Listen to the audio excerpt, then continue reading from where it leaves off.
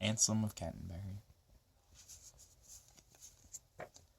Date of birth is 1033 AD. He was born in Aosta, a border town in the Kingdom of Burgundy.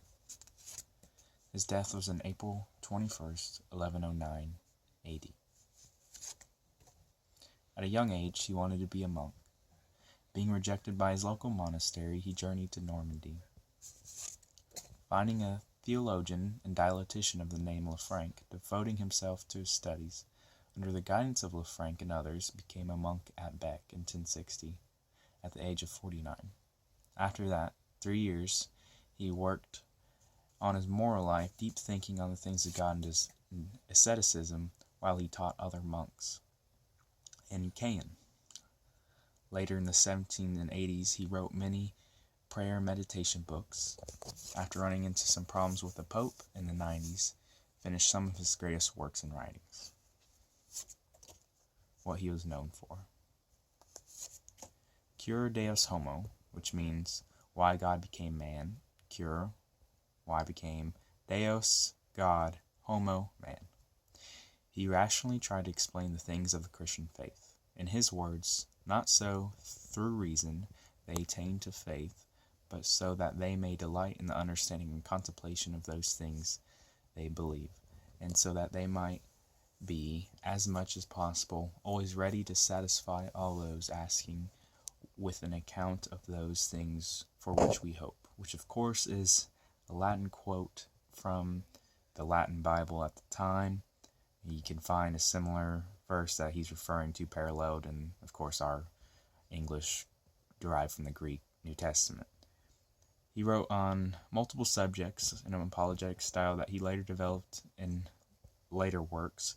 Most notably, he brings to the table his work and his theory of atonement that ran contrary to his modern scholars of his day, which basically believed that Jesus Christ paid ransom to the devil and basically ran the devil off with that.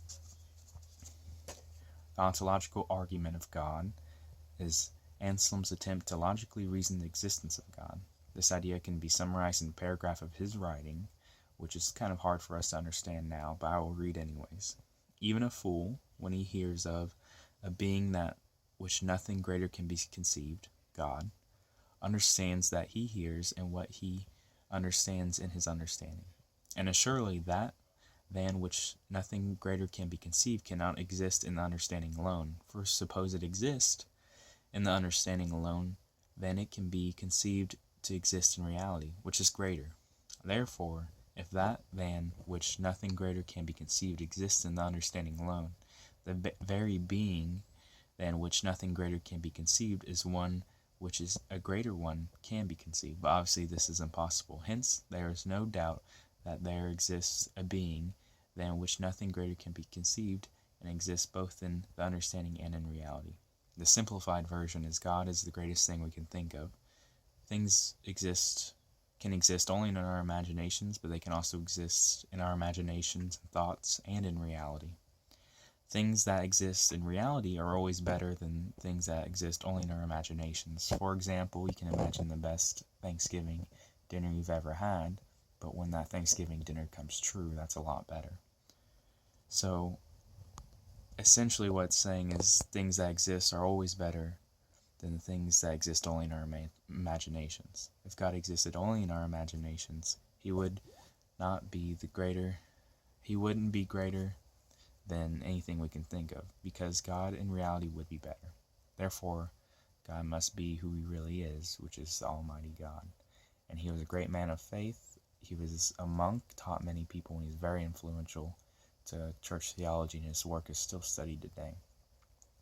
It's hard for us to understand now, but what we do have is some great work if we sit down and learn what he has to say. I don't agree with all of it, but overall, I've really enjoyed studying this.